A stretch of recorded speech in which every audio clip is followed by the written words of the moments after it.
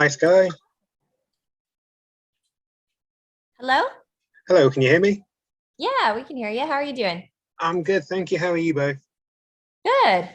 Hello. Do you need a video? Up to you. I'm not bothered either way. Okay. Hello. Hello. You want video because you took time to do your makeup. Yep. Ain't nothing wrong with that, right? How's it going, my man? I'm good, thanks. Good. What's it like? What's it like in Canada through the pandemic? Well, right now we're actually north of the city right now. We're in what we call cottage country out by the lakes. And we're kind of taking a few days a little away from our work life. The pandemic's opening up. It's getting better here. We were like last month, we were behind the curve and looking like idiots. And now we're almost ahead of the curve and looking like we're the leaders almost of getting the vaccine out. So our percentages are going really down in the COVID numbers and going up on the vaccinated numbers. So we're actually finally starting. We ended lockdown 3 days ago. Was it 12? Yeah. We up until June 12th, we had lockdown, and now we are opening up finally. So there's a small light at the end of the tunnel, but we're being cautious. We're not the kind of people that, we're just being cautious. Yeah.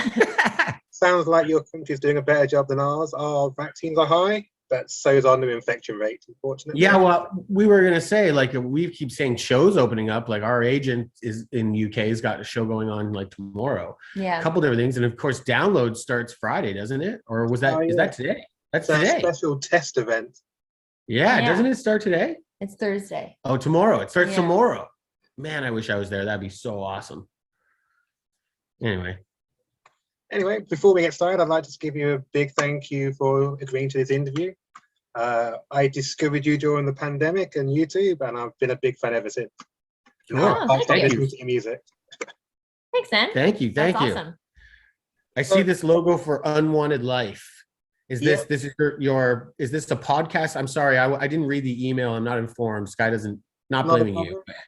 But what are we doing right now? Is it a radio interview or podcast? What am I doing? I'm a mental health and invisible disabilities blogger.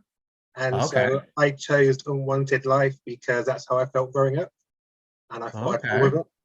Interesting. All right. That's fair. Yeah. Very interesting. Cool. And sorry, please, what's your name again? I'm Skye. Perfect. We're all on track now.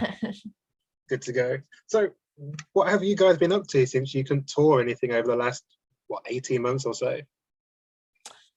Well, we've been doing music videos like crazy. So we finished the record. We started getting into the behind the scenes work to put out a record, which is, all the things from product development and figuring out how the merch is going to be done to online strategy. And so there's been a lot of work. So I feel lots like of ups and downs, though. Lots of ups and downs. Because of sorry to cut out, but because of the pandemic, there's days that we didn't feel very, what's the word, motivated. Yeah. There was especially the first couple months, it was hard to feel motivated or even like it even mattered, or that we shouldn't.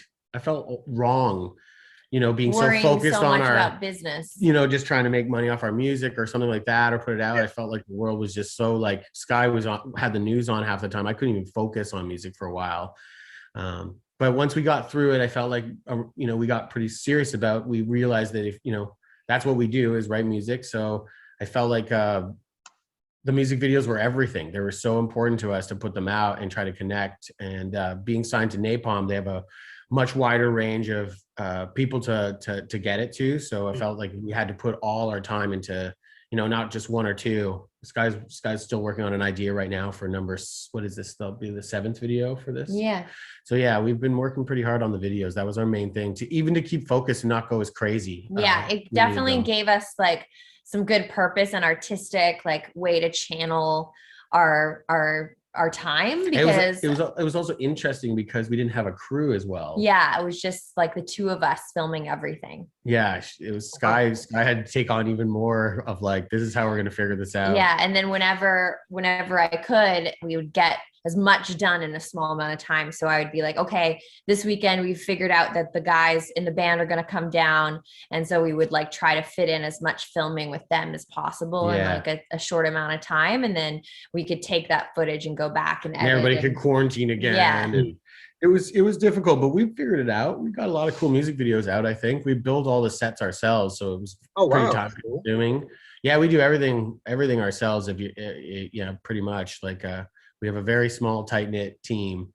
But when it comes to building the sets and editing the videos, that's pretty much just Skye and I that have to deal with that crap. Does that mean you've learned some new skills then over the last 18 months or so?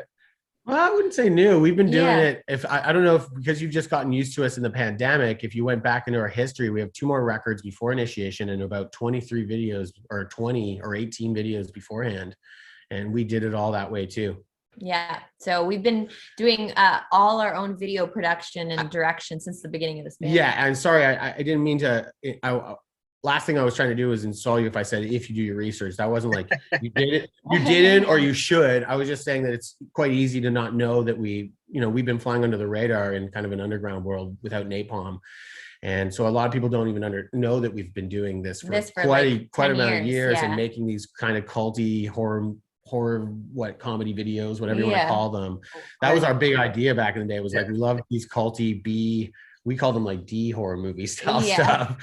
And that was our idea, was like, let's take some of those ideas and make them wacky videos. And Skye was like, well, I'm just going to invest and buy some camera stuff and let's do this ourselves. And we just learned as we go. I think the videos you can see the early ones like look a little more raw and they just keep getting, they're not here yet. They're right there. They're still great videos though. I mean, I've watched a lot of your music videos over the last 18 months or so. And they do get progressively more professional, I guess is the word I'll be looking for, but they're all really entertaining. As long as the songs are also entertaining. As long as the song is there. Yeah. No video works without the song, that's for sure. You can still listen to a great song without a video. The video without the music, you might as well turn it off. So what projects are you currently working on right at this moment? Well, we are going to do a couple more music videos for the record. And I've got a new merch launch coming around the corner from our online store. So that's exciting. And behind the scenes, we're still trying to figure out how we're going to get out and tour and do all this stuff eventually. It's kind of like one of these moments where you just kind of have to wait and see, like usual. We've had a UK offer already to come into the UK like in late October, providing all restrictions and everything's kind of working together. And this will be really interesting after a download, that next week after download, to see if any numbers spike or if everything kind of works out great. I've got my fingers crossed that it all works out really good and that we can come in October. It looks like all the adult population should be vaccinated by October anyway, which would coincide with my birthday, should you come to tour. There we go. Sick, yeah. Give you something to come and party with us then. Yeah. Well, you'll have to come to London if you do though. Oh, we'll be in London. Oh, yeah. You can't not play the UK and not play London, right? That's like Definitely. necessary. I think we already know the venue too. I'm not going to say anything. I never say anything until it's all confirmed. Knock on wood. Knock on wood. Mhm. Understandable. You don't want to jinx it. No, exactly. Yeah. So where do you get your inspiration from for your songs and for your music videos? Well, I think a lot of things factor in. For me, a lot of the lyrics come from a place of whatever is happening at the time in my world. So it could be as big as like a movie I just watched about like climate change, or it could be like a cool podcast that had me thinking about new ideas, or it could be like I'm really inspired by certain imagery that I see in like art, and I really want to describe the mood that piece of art gave me. Those can be like the little seeds of information. But I love to live in my own imagination and sometimes take things and warp them. So if there's an idea, like I used the example in our video for Bystander, I referenced the pandemic and feeling like I'm hopeless looking out the window and I can't be a part of the world. And instead of thinking about your line through the world through a telescope, watching it from this long distance. Yeah. It didn't sound as good. See the world through my cell phone. So we came up with telescope. Yeah.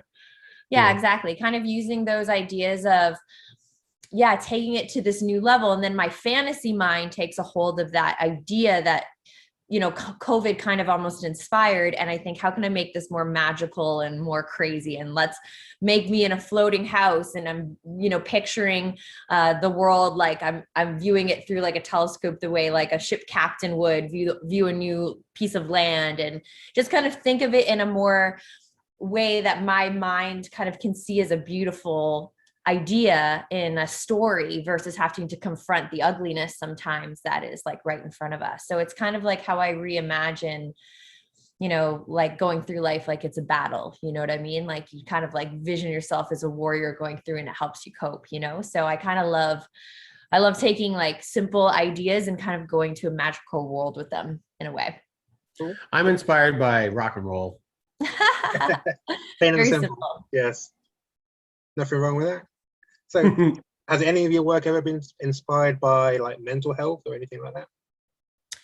Yeah. So like, for instance, I always write about the struggle within. I write about it all the time. I write about how you overcome some of the worst battles you have to overcome are just the ones in your own mind, to get over like certain things you feel like you can do or can't do, or, you know, like about yourself or don't like. And the big one in pandemic is, I think there's a lot of emotion in Skye's writing with her lyrics. I don't mean to cut you off, but I think Skye doesn't like to be as vulnerable as her lyrics are when she's talking about it. But there's, you know, I see what Skye goes through and what she's talking about when she's writing. And Skye faces like, you know, there's like, you know, we're all facing stuff that's going on, but like, you know, we get ups and downs all the time, but you know, the world isn't always great. You know, right now, Skye's really into like all these documentaries that are showing us, what's the one, Seascape, was it? Seaspiracy. Skye watched this, like Skye takes all this stuff, and then she you know, writes about these all in the lyrics if you listen to it. And I think that's, you know, people can kind of connect and understand that we're definitely not just a party band when it comes to writing. Like we like our music to feel inspiring and upbeat, but I think that we have some pretty serious topics about mental well-being, and I think it connects with people. You know, songs like Brave, Free Yourself, these weren't just, you know, you know, be brave. This was something like meant to help people get through something when they need it, you know? Yeah, all those lyrics are definitely like true to life. Fighter. And they feel like the only way I can even write about, you know, kind of being or make myself be strong is almost using music as a tool to find my confidence, and to find, like, I'm almost like it's a mantra when I'm singing. Anybody telling I'm a fighter, I'm literally telling myself that so that I feel stronger and feel like a warrior. And those things help me become the confident person that I can project to everyone, because I have that way of processing my emotions through music. And everybody needs their way, and it might not always be through music. It could be through art or poetry or whatever, but it is, for me, a complete intertwined thing. Is the better, if I'm making music, the better I feel, you know? Yeah. So have either of you ever experienced stage fright? And if you have, how did you overcome it? Do we what? Sorry. Experience stage fright. Stage fright. I've experienced stage fright once. What about you? I remember the first time I had to sing in a singing competition, and I was absolutely terrified. Yeah. And I think ever since I got over that, I was about like 11 or 12. And it was really intimidating because it's a really small room, and there was just like all these people just staring, and there's no lights, right? It's just stark white. Like you can see everyone's faces. They're all sitting just like staring at you. And you see the judges panel. There's like 5 of them just judging you. And I was just like, the idea of putting myself in that position to be judged like that, I was like, I am absolutely terrified. I don't want to know if I'm good or bad, because at that point, you know, being good at singing was so important to me that if someone had told me at 11 years old that I wasn't good at it, it was going to like shatter me. So I was so scared that these judges were going to say that I wasn't good at my dream, because I really, really wanted to be good at singing. Mine was like when I was 10 or 11 as well. Yeah. You remember that moment? My mom made me go. I had done okay in some like local musicals. Like mom was getting me into musicals when I was like, you know, 9 or 10. And I played David and Goliath in like your local I was Burlington, in Burlington, Ontario. We played this local theater, and I played David against the Big Giant, and it did so well that it was on TV, and my mom thought I was like the star, and I was like, Mom, I'm not a star, I'm 10. And she took me into our major city, Toronto, Ontario, and had me try out for like an off-Broadway musical because they wanted 10-year-olds, and I had to walk in. So she got me on this train, we drove into the city, and I went into this like huge, beautiful theater, this huge theater with this huge stage, and there's like 6 people sitting in these seats. And there's all these kids that have all done this before. They're all done these, even at their age, this is nothing to them. They all have their headshots. I don't even have a headshot, but it was an open casting call. They were trying anybody. So they said I had to go on stage and I had to dance. They wanted to see me dance. And that's one thing I'd never done. And I was like, I don't know how to dance. I'm 10.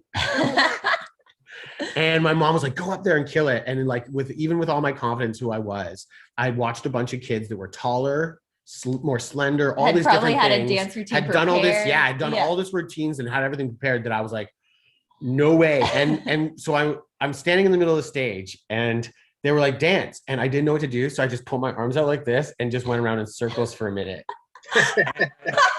And then they just told me it was okay. Thanks so much for coming. And then I cried outside. And I didn't cry because I didn't get the part. I cried because I cried because my mom didn't listen to me when I asked her that I didn't want to go up there and do that. I wasn't ready to do something like that. I was more disappointed in my mother for not listening than I was about the stupid thing. Right. You're like, this is going to be so embarrassing, Mom. Please don't make me do this. Yeah, it was a rough one, man. Oh, man. As embarrassing as it may be, apparently kept you going, pursuing music. So it pushed me harder to play guitar and not do dance moves. That's when his dance career ended and his guitar playing career started. Done being Michael Jackson. I wanted to be Slash. Yeah. So I think it's weird how when you're young and you don't quite understand what good is yet, because you haven't been around enough to really understand like what makes somebody like an excellent dancer and an okay dancer. And that's why kids are so free of inhibitions, because they really think that they're a good dancer, even though they're just acting crazy. And I think that is such an interesting time in your life where you start to realize if you're good at something or bad at something. And Matt obviously learned he was really bad at dancing that day. And I learned that I was really good at singing. And that's one of the things that, thank goodness, those teachers didn't tell me. So yes, we've had stage fright, if that's what you're asking. Because then maybe I would have turned into a guitar player or something. You know what I mean? Oh, what's wrong with that? Shots fired. So with the lockdowns easing in Canada, not so much in the UK, are you looking forward to touring again?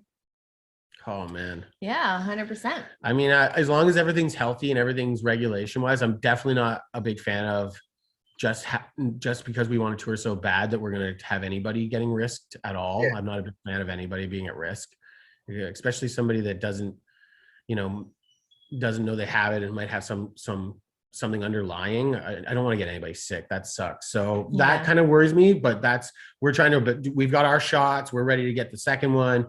And we definitely feel like as long as everybody is on board and, the venues and our agents and our managers says they've got everything in regulation, I know I'm dying to get on stage. I can't wait to get on stage. Well said. Yeah, exactly. As long as we're safe, we're ready to do it. We're anxious as I think our fans are, because it's something that's really important to us is feeling good when we get off a stage. Like that's the ultimate for me, like adrenaline rush. And if you're in London, if you're in London, you're going to have a blast with us because you've never seen us live yet.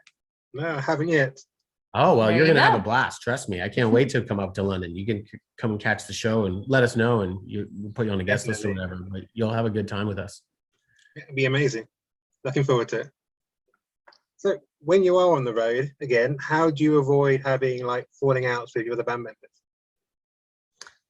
Well, we have a kind of a family dynamic in the way that we are. It's kind of like Matt and I are like the parents and the other band members are like the kids. And so sometimes it's like what mom says goes or what dad says goes.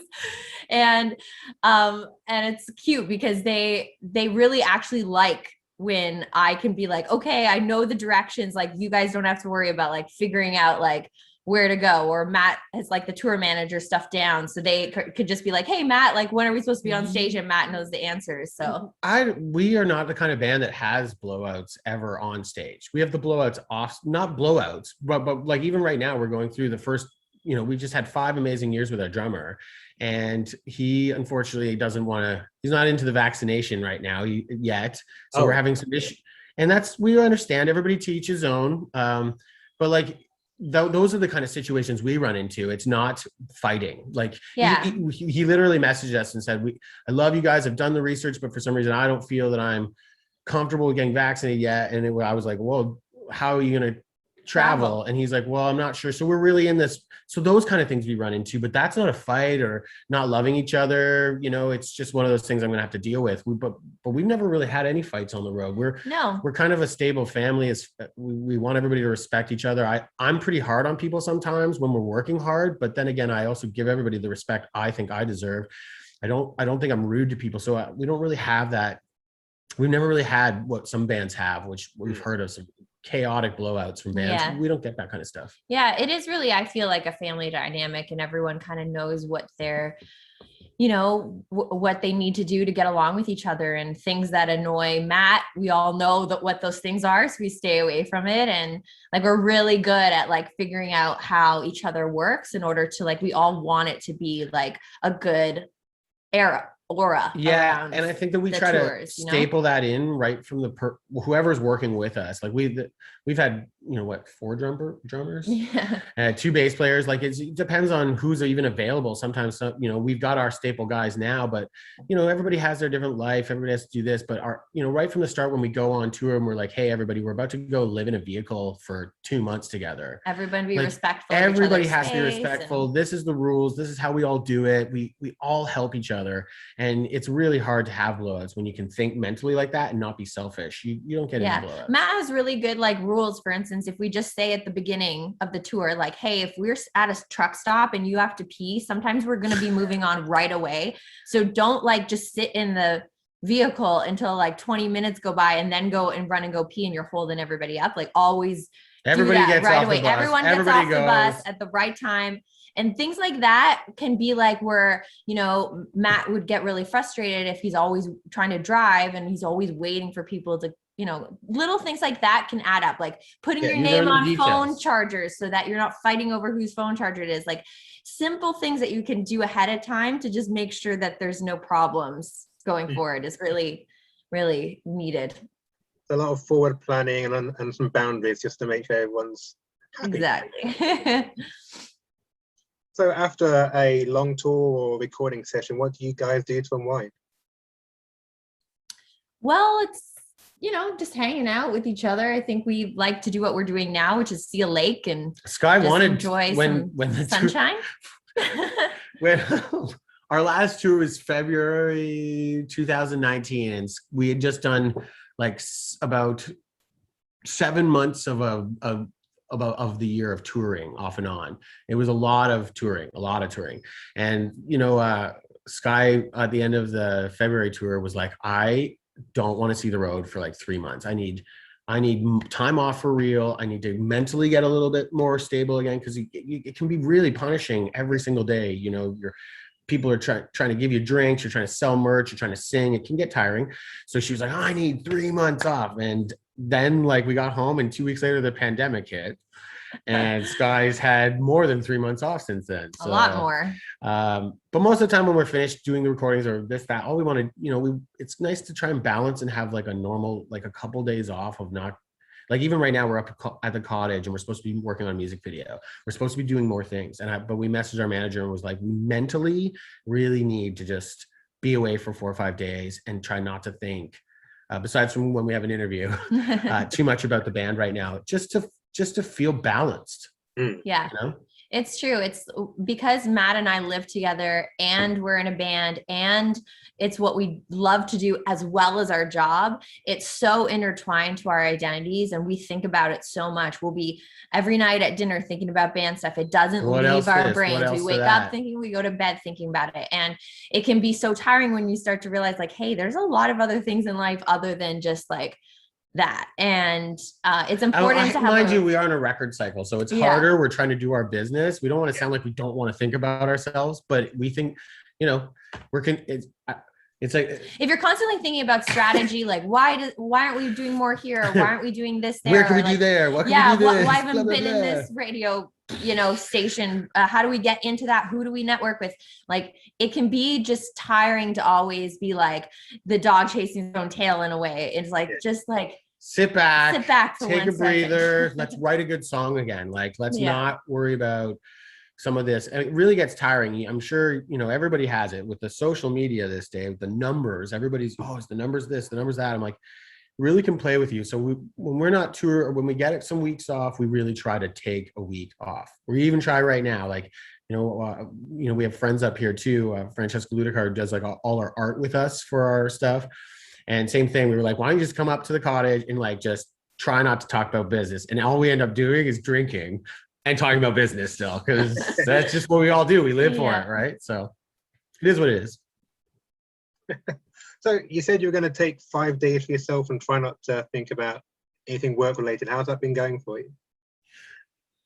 Well, good. like you said, like we said, we're trying. We're not as successful. we're not perfect, but because we're at a cottage and like our gear's not with us, all that stuff, it's actually still nice, relaxing. It's nice to have some drinks and just talk about stuff. It's going to happen, but we're not too it's been good for me. I've loved the past 3 days now. Yeah, it's nice to get a little outdoor time too. Yeah, we just got some swimming in. I've been swimming.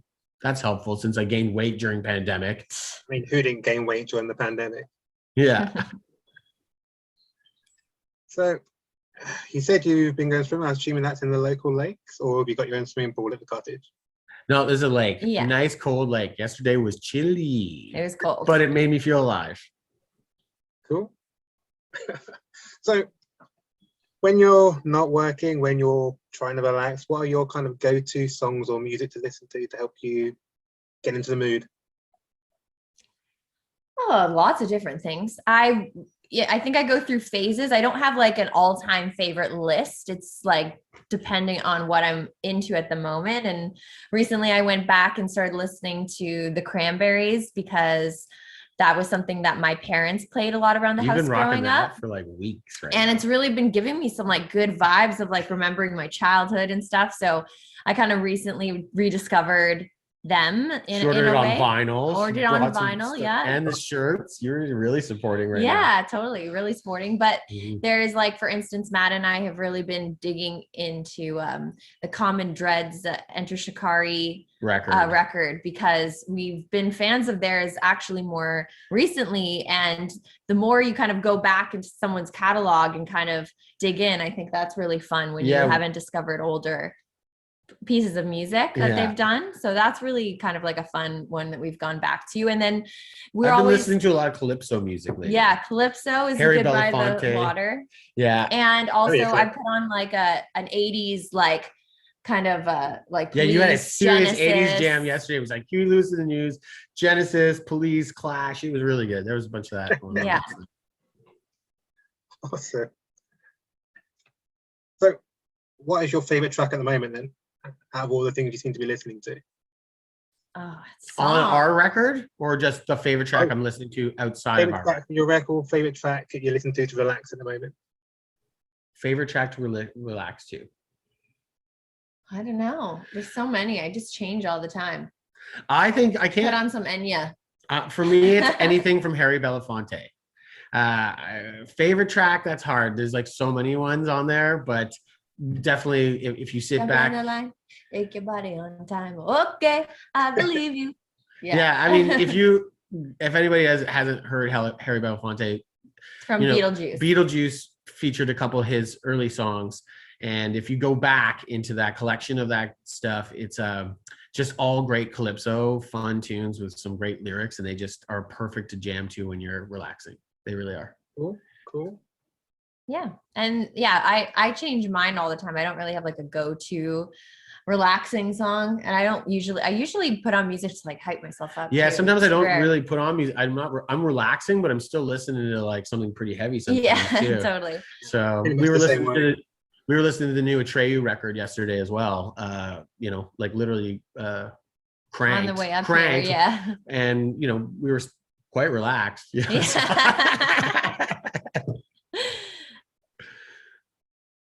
So that's your favorite track to relax to. What about your favorite track from your own music collection? Well, I think for me, it's usually what we're working on most recently. So because we just finished a music video for Bad News, that was kind of my fave. But now we're moving on to a new music video for the song called This Dance is Doomed. That's the one we're doing. You're definitely sure Yeah. that one? Okay, cool. And so I'm really into that track right now. And I just found that out, an exclusive. We've been going back and forth. There's like 3 videos we've been talking about. So I just found out that's the first one. yeah, For sure. it might not For sure. It might be the first one we filmed, maybe not the first one. Oh, we okay. Yeah, release. that's Who how knows? Skye plays with me all the time like this. Okay. Mine's Cyclone. I like that song on the record. To me, that's my favorite one to want to play live and really want to take that live really bad. And Bystander. I really love the song Bystander. Bystander's a great tune. Yeah. Oh, and Run with Giants. Rhyme with Giants. I love that one too on the record. He's just Anyways. gonna go through the whole record. Oh, I forgot about this one. Oh. I have to say, I've been waking up recently with Bystander in my head for some reason. So I keep getting the chorus when I wake up. Because I've been listening to For a lot of some music reason, cycles honestly, recently. you think it's for some reason? Listen to that chorus. That way she sings that, ooh, no, you cannot wake up without it. It's like, It really gets in there. It just sticks. Yeah, when you find a really good earworm, that's what it's about. And I'm really happy with the progress the song's getting online and the reception it's getting. It's been a pretty good progress, and yeah, like good plays on places. It's got more than what I expected. I was really happy with that. Cool. So what do you guys and the rest of your band do to prioritize your self-care? Self-care?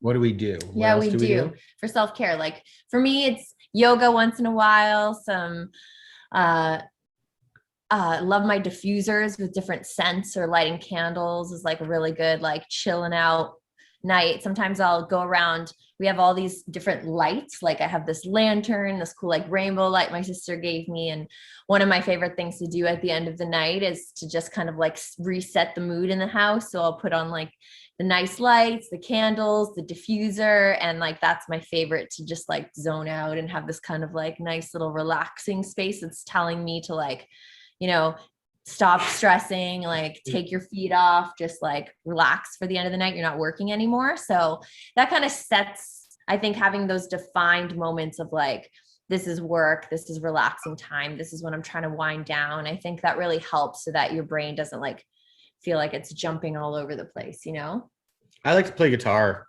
I'll grab my guitar. I like to put my phone down. That's the way that I really watch my mental health the most, is when I know I'm starting to really peak, like where I'm getting frustrated, where I'm like, oh, why the number's this, or I'm checking this out, or this about the band, or I just am overthinking things that happens. The biggest part of my mental health is just to put my phone down, turn off the airplane part or whatever it's called, and try not to look at everybody's life, because when you're scrolling and looking at everybody's life, all that kind of stuff can get in your head in this weird way. And I find that that's the worst part of my mental health that happened over this pandemic, was having too much time to scroll through shit.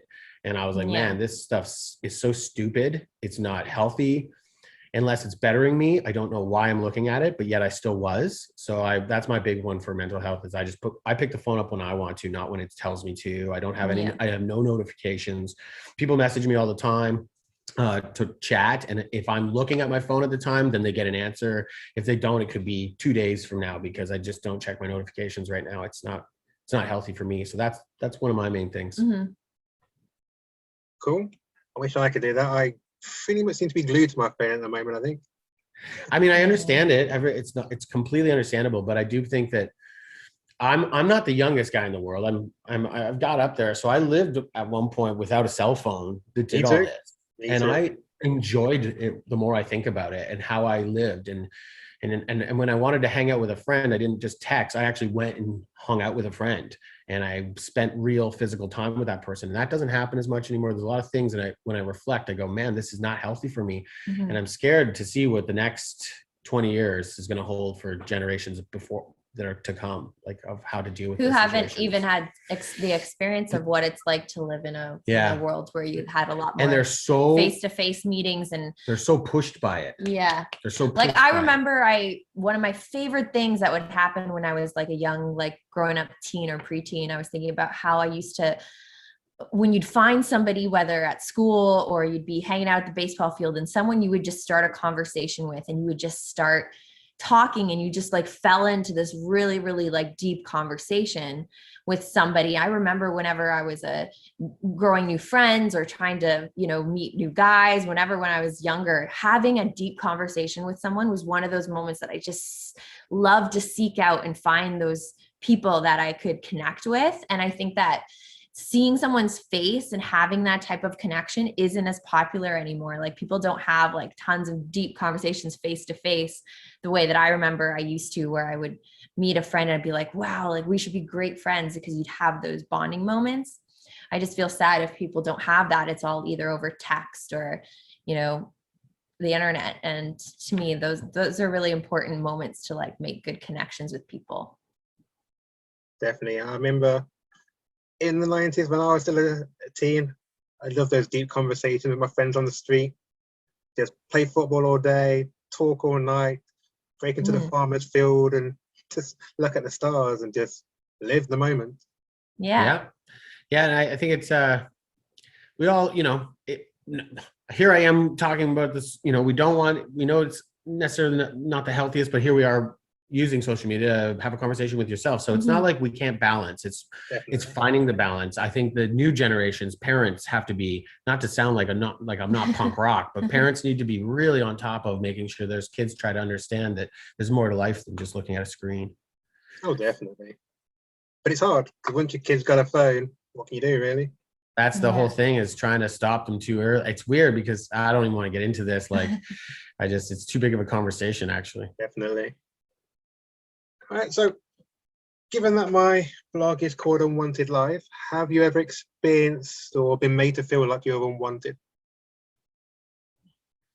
I think so. I think this record drop a couple times. We've had some hate. Yeah, well, I think people underestimate, when you're online and you make a comment like, oh, this is terrible, or can't believe people are liking this band, or typical ones that I see people make all the time of like hating on like Nickelback or Justin Bieber. People just make these general comments and thinking that like, it's no way Justin Bieber would read this, so it's not like whatever, I'm gonna diss this and that. But I think when people write on our videos, they don't realize that I'm actually reading all this information, because I really care about growing our business and making sure that I know who our fans are, staying connected. So when I see comments, about how, they're looking at my body, or thinking because I'm a chick, I can't do stuff, or, derogatory terms for women, like lots of misogyny. To me, that is really, over the years,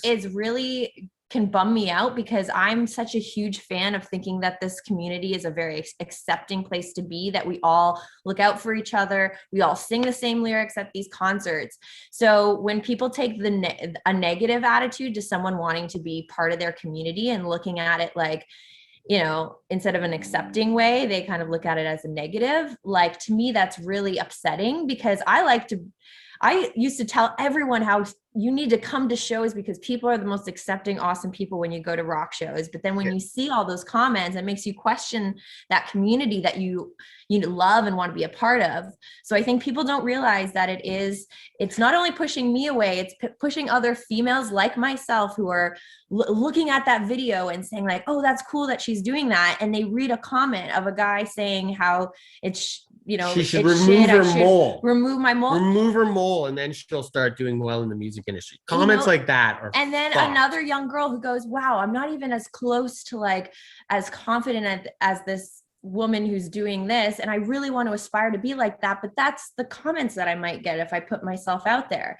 And that stops a young girl sometimes from thinking that she can do it too, because somebody's even critiquing someone that's giving it their best shot, you know? And that's really sad to me. What's the biggest thing is like it's amazing how like we put out this record right now and we're really excited about how much traction it's got. We've had so much love. But like on Bystander, you go to like our music video on YouTube, you know, it's got like 600 or almost 600,000 views or something in the past couple months. It's got like 16 or 17,000 likes, but those 2,000 dislikes and hates outweigh it mentally. Yeah. No matter how much you have all these amazing people that love you and will write you and tell you you're great, you have to, between them, you still have to read through the shit. And the shit will mentally screw you up more than any of that it's good like, stuff will help you. It's like it's you crazy. get it's like one step forward, 2 steps back, right? Like every time you see the hate, you take 2 steps back. And even and if it's the smallest amount of population, you just wonder, why do you have to be so cruel? You don't need to, somebody doesn't have to like something. You go, I don't fucking like this isn't up my alley. But you attack, there's an attack that happened. And those people we don't want as fans anyways. We already get that. But it's still a shame to think they go out of their way to do that. That means they're messed up. Their heads, they're bullies. They have a worse life. They have this terrible life that they have to go on and not only not hate something, but they have to ridicule as well. That's somebody that's got something wrong with them. You have to feel for these people in some way, but it can mentally strain us no matter how well our band's doing, how much tours we've got. There's just nothing worse than being fat shamed or something. Skye, you know, somebody's like, Skye, you need to go back to the gym. Like, she's gorgeous. Like, why would you write that to her? Like, if you don't like the song, you don't like the song. You're literally trying to hurt her. And that stuff sucks. That stuff really sucks. It makes no sense at all. Yeah, I mean, like you said, we love to believe this kind of alternative community is a lot more embracing and loving, but there's still a dark underbelly, like it gets really any other realm or any other kind of community, unfortunately. And the one thing though is I try to remind Skye all the time and myself is like, it's such a, even though they're out there hating us, you know, that's just never going to be our fan anyways. So it doesn't, just fuck them, just weed through that shit and we'll take all the ones that like us. And to also know that a lot of the hate gets overblown too. Like the type of people that have that in their hearts are more likely to comment, and the people that are actually happy with their lives don't even comment. So it's like, there's so many more, you know, positive people out there. So it sucks to see the ones that are negative get in the way of that, you know? True. But like you said, these negative comments can eat away at you from the inside. It's kind of things that rattle around in your head. It's weird. It does. It really does. Somebody's like, I love your band. Can't wait to see you next. And you should just be like, that's great. What a great support. And then somebody else is like, you guys are suck. The girl, this and that. They say something that's so derogatory that for some reason all day it's rattling around my brain going, you know, how can I fix that? Like, instead of who gives a fuck what that person says? Like, I don't care. And that's how I try not to, but it can get in your head and you're like, why is this one comment bugging me so much? All these other people have nothing but love for us. And it's just makes, you know, it's something that's very, very, it's something everybody should pay attention to and try to tell. We have our neighbor was telling us, she's a 15-year-old girl. She was telling, were you with me when that happened? 15-year-old girl is online and she's being body shamed. She's 15 years old. Like, leave her the fuck alone, people. Like, it's just not right. That's not, it's not good for anybody's mental health. Definitely. How is she doing with being body shamed by these random individuals online? Her mom, we talked to her mom, and her boyfriend's a really good guy. They were all very supportive. She seems to be cool. I've told her, just, if you're reading this shit, that just means these kids are just trying to be bullies. They're at least paying attention. Like, you're getting, I don't know what you want from it. If you're going to put photos out there, you're going to have to be okay with seeing somebody try to tear you down. And you just got to get your head in that space that it doesn't matter. You're trying to put it out there to reach the positive, and you just have to weed through it. And she's doing okay. Good. So how are you guys doing with having to read through some of the worst dregs of humanity commenting your video? We've had a couple nights like where Skye was just like, I had no clue that these people existed, and I don't know if I even want to be around this community ever. And where I've just been like, I completely understand, but we're not around that community. We're never been around that community. We don't tour with that community. That community doesn't come and see us play. They just want to come online and be assholes. So a couple of times we had, especially in some weaker moments of this pandemic, playing with our depression a bit. There was a couple of times where we're like, fuck, I don't know if we like what we've done or not. but we've had way too much good reception. And when you get your head clear, you're just like, it's a couple bad days of bugging us. The rest is pretty optimistic for us. Yeah, for sure. I think it's letting that logic kind of sink in again, to be like, these people don't need to affect my life whatsoever. And I can dismiss this and choose to let this not affect me. And sometimes it is tough as artists. We are emotional beings and we approach things in an emotional way first, and then kind of have to stop and step back and think logically about why you're feeling a certain way. And I'm worried about some fucknut that body shamed me. Oh, look at the fat guitar player. And I'm like, oh, how do I better get losing some weight so this fucking guy likes me. What the fuck? I shouldn't care about that shit. Fuck that person. I don't care if he comes to the shows. There's other people that care. And you really got to tell yourself that over and over again, to just be like, I'm more powerful than this. Yeah. Definitely. I'm glad that it didn't put you off making music. It could be a real shame if you gave up because of people like this just being make themselves feel good. Never give up on music. We'll never do that. That's for sure. Definitely. So what actually got you into being a band in the first place? Because you started off dancing in musicals and singing in musicals, and you were doing song contests. So how did Sumo Cyco become a band? She was doing this songwriting contest and I was doing a musical, and we kind of just joking. So you may not know, but when I was about 14, I got signed to Capitol Records. So I had like a young teen pop career, and I needed to hire some musicians to play for me in my band. And Matt was the guitarist that I had hired at 14. So we've known each other forever, for a very, very long time. And we became friends, and Matt exposed me to a lot of different types of music, and he exposed me to his band and how, he's been doing things kind of in a DIY punk way for a long time. And I was very inspired by that kind of life, even though I was on these like major big tours, like in like things like Britney Spears and stuff I was able to tour with, which is crazy. So it's really I had an interesting upbringing in the industry.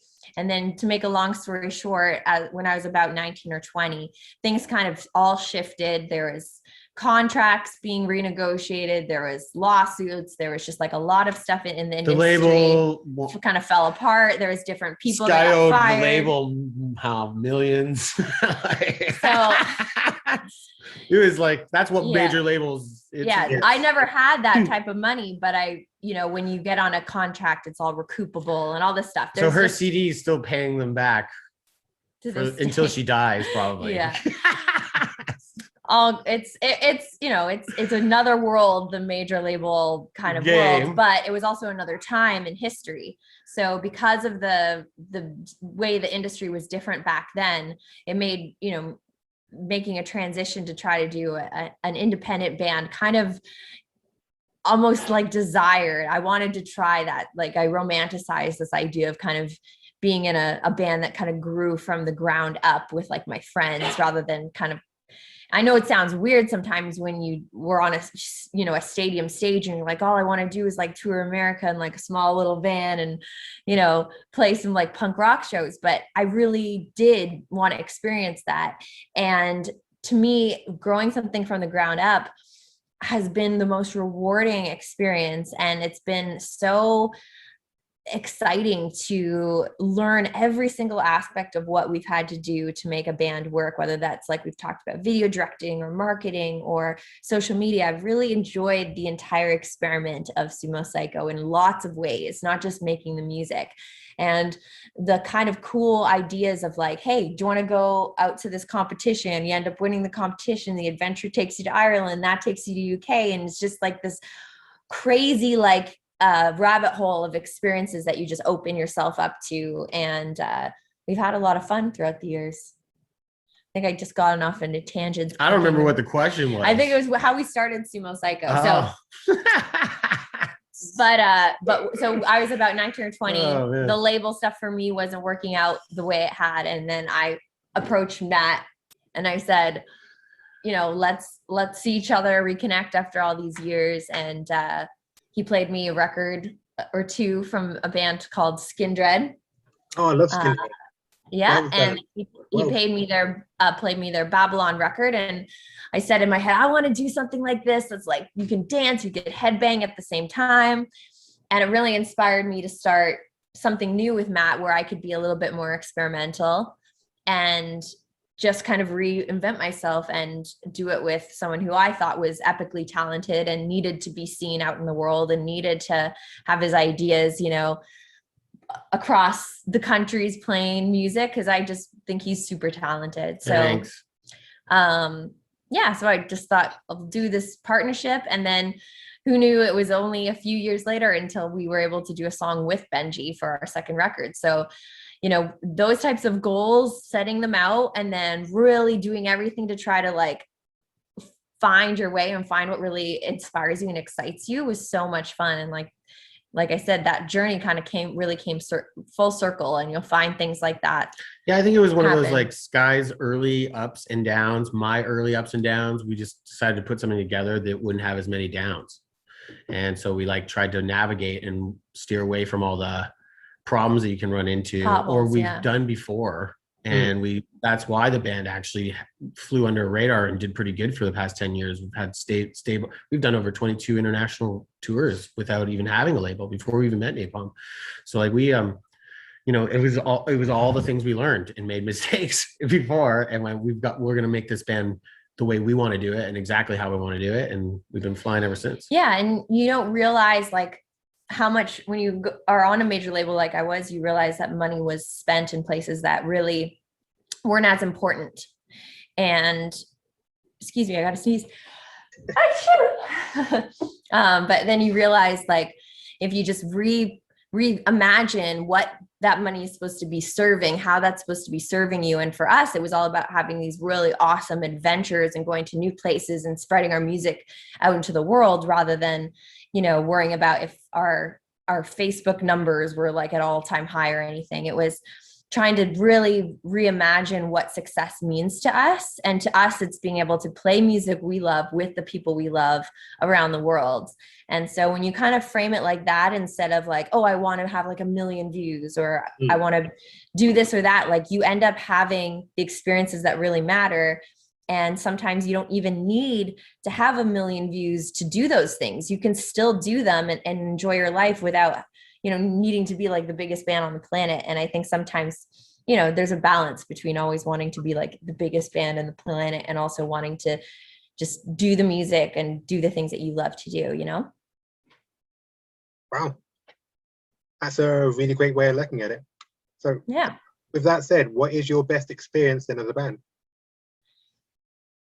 There's been so many. I mean, meeting Benji and doing a music video with him was sick. That was like an awesome day. He took me around Wales and showed us all the local pubs. So that was kind of when they say, oh, don't meet your idols. Like that was like, yeah, meet your idols if it's Benji Webb, because he was really cool and really awesome to work with. And then doing things like Download Festival in UK in 2019, I think was a big moment for us. And I think what mattered more than, oh yeah, like the tent was packed and there's so many new people we got to meet. But I think just having the experience with our fans, that so many of them had asked us for years, like, hey, when are you guys going to play Download? When are you guys going to play? And we'd be like, I don't know. It's a huge festival. We don't know the connections to like make this happen, but we'd want to. Yeah. Then to see it all happen, because they've been begging us for years, and them all at the front of that stage, like really cheering us on. And then we had this acoustic performance too, where we all got to like sing in like a smaller kind of tent where you could hear everyone's voices singing along to the lyrics. And those moments were, I think, were like super special to us, to kind of see the journey of how far we had come. And it means so much more when you experience it with a group of people that are also supportive and like a family. And so moments like that are awesome. We met a band called Devil Skin out of New Zealand, and they invited us to visit their beautiful country and open up for them. And they, you know, were so gracious. They let us into their homes. They hooked us up with friends who would feed us in between shows. I mean, just went above and beyond to make us feel like we had the New best Zealand experience. touring New Zealand was one of our highlights ever. That was pretty wild. That's for sure. Yeah. And because they were only playing on weekends, like Friday, sometimes Thursday, but Friday, Saturday, there was all this time in between the shows where we just explored New Zealand. And I think it just made the experience like, you know, so much richer when not only can you experience playing the shows, but you get a feeling for this new place that we had never been, and really kind of experiencing the nature and the people. And it just really made us so appreciative to be playing a place like that, you know, and it really makes those types of moments. Every tour, there's a highlight special. in every tour. Like Yeah. every single tour we go on. Even there's been rough ones too. Like, you know, our bus blew up one tour, but there's still highlights in the tour. There's always moments. We went out with Ginger like 2 years ago, for two full months, and they were, you know, they're a Ukraine Russian band, and it's like they drew so many different kind of people to their shows, and we met so many new people through that. And I thought it was a great experience getting to know them culturally. I'd have beers with them and they would tell me all about how they live their lives over there. It's a lot different in Kiev and areas like that than what we have here, and that was really interesting too. Like spending time with those people, they're just it was a real educational tour too. Like I really liked that. Yeah, the connections that you make with other musicians are really cool too, and good times, you know, because you all have lived shared experiences even though you don't know each other. So sometimes it's really like the only other people that truly get the type of lifestyle that you lead, because they lead it as well. So it's cool. You keep in regular contact with the bands you've toured with or done singles with at all?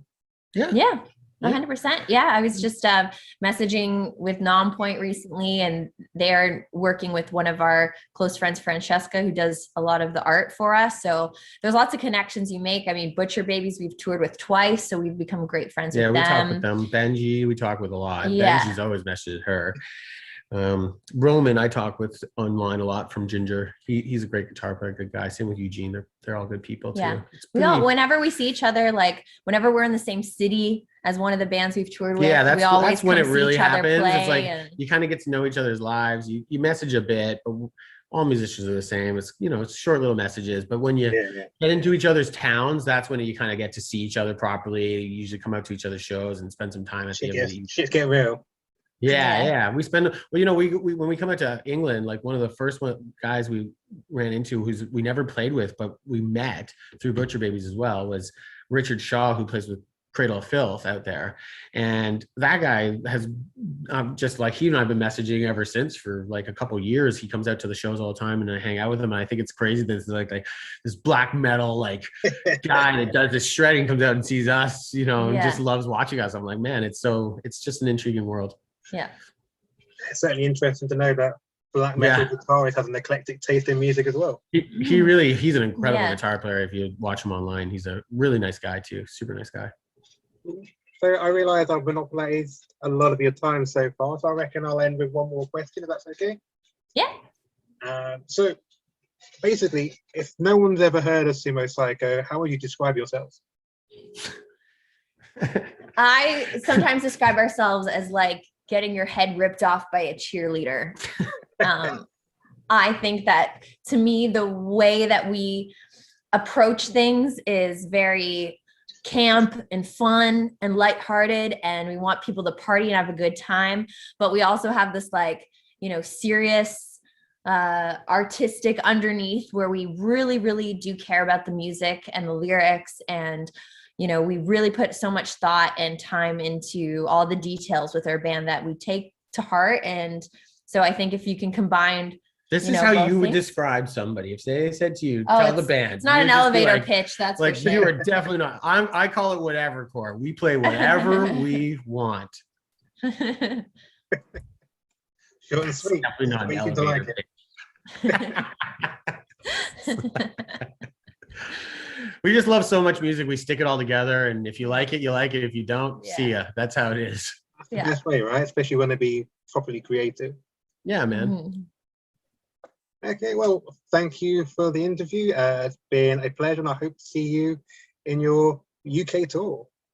Just feel free to message us if we're coming into town and you want to kind of catch up or come and see the show. We can hook you up. Definitely. All right. Cool. Thank you very much, guys. Take care. Thank you. Care. Bye. Cheers.